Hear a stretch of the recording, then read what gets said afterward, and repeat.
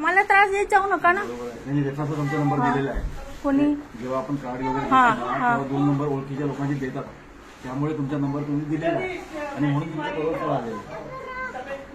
दुसऱ्यांना त्रास पण पण आम्ही सांगितलं ना की नाही म्हणून, तर तुम्ही परत त्रास करून काय काय पण बोलत राहाल. बरोबर आहे. ऍक्च्युअली कॉल सेंटरकडे नंबर दिलेला असतो आणि ते रेफरन्सचे नंबर दिले असतात ना, कस्टमरने फोन उचलला रेफरन्सला फोन करतात. त्याचा रेफरन्समध्ये तुमचा नंबर त्यांनी दिला असेल म्हणून तुम्हाला फोन आला. हा तिसरा EMI चालू आहे, तिसरा. आता हा बोलला नाही ENPA मध्ये. हे बघा तो पैसे भरणार, हे बघा सांगते, तो पैसे भरणार आहे का, आम्ही काय पैसे डुबवणार नाहीये कोणाचे. पण काय माहितीये आमचा थोडा म्हणजे जो आम्ही जागा विकायला काढले, मग काय त्यांनी फोनवर बोलायला पाहिजे ना. तो लपतोय पळतोय, मग उपयोग काय गोष्टीचा. तो सकाळी कामाला जातो. कारण एक तर बघा आम्ही 6 माणसं घरात आहे, त्या दोन्ही पोरांचं शिक्षणाचा खर्च आहे आणि आम्ही दोघं पण घरात बसलेले, आम्ही वयस्कर माणसं आहेत, आम्ही आजारी पेशंट पण आहेत. कस्टमरने सरळ बोलायचं ना फोनवर, जे तुमचा प्रॉब्लेम आहे तुम्ही सांगा.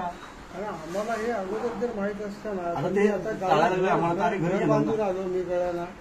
ते घर बांधल्यामुळे 12-15 लाख तिकडे गेले, तर आमच्या दरवाज्यात कधी कोण येत नाही. पण असा प्रॉब्लेम झाला की आम्ही इकडे आलो ना, आम्हाला हे माहित पडलं बाबा हे असं केलेलं. तर ठीक आहे.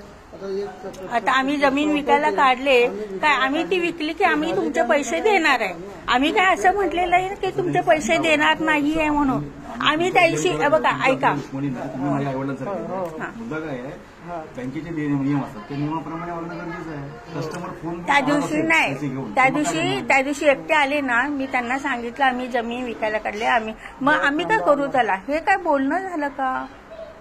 आणि तुम्ही हे पैसे दिले आम्हाला, म्हणजे काहीच माहित नाही. सांगतो आता घर बांधून मी आलो, एक तर माझं हे ऑपरेशन झालं हाताचं, म्हणून मी पण घरी आहे, मी पण काम नाही खरं. सगळेच घरी असल्यावर हे असं एकदमच जर आलं तर मग काय करणार.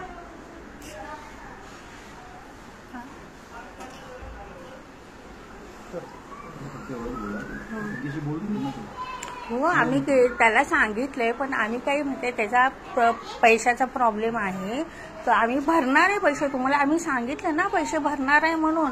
आम्ही तुम्हाला सांगितलं का तुम्हाला पैसे भरणार नाही म्हणून. सगळे कस्टमर असे बोलतात आम्ही भरणार, टाइम लिमिट पाहिजे. पण टायमिंग आता तुम्ही जर म्हणाल आत्ताच्या आत्ता भर, 3 महिने दिले मॅडम.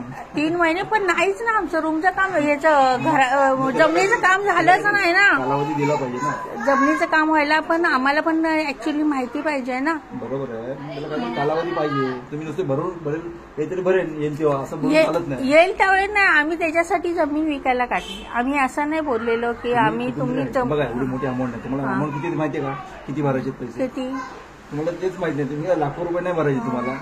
त्याचं टोटल आउटस्टँडिंग 1,20,000 रुपये आहे.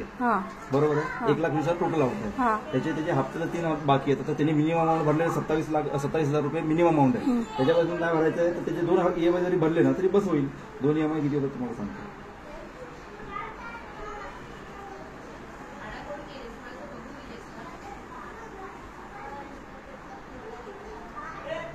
आम्हाला दुसऱ्याच्या दरवाज्यातून बसायला चांगलं थोडी वाटतं.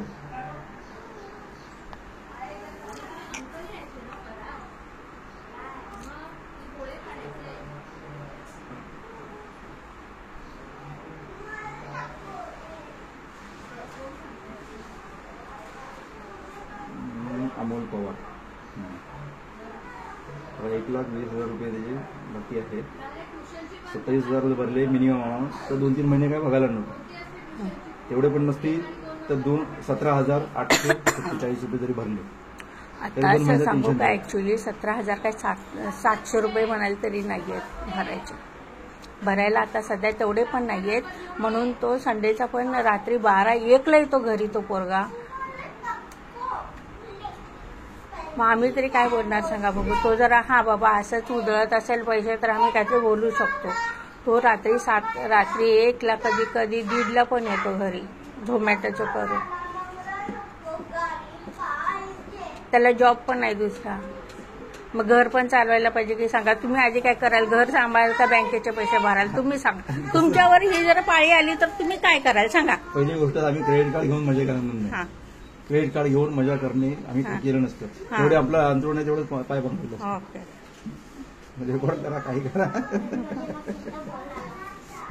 क्रेडिट कार्ड घेऊन मजा करण्यात आली, सगळ्या गोष्टी तुम्हाला सांगतो. आता मेहनत नंतर करतोय माणूस, ठीक आहे, घर चालवतोय, प्रत्येकाने केलंच पाहिजे, त्याचं कर्तव्य आहे ते. आणि आई वडिलांनी लहानाचं मोठं केलं, त्यांना सांभाळणं पण कर्तव्यच आहे. पण आपण जे जे घेतले त्याला पण देणं गरजेचं आहे, हे सांगून ते टाळता येणार नाही ना.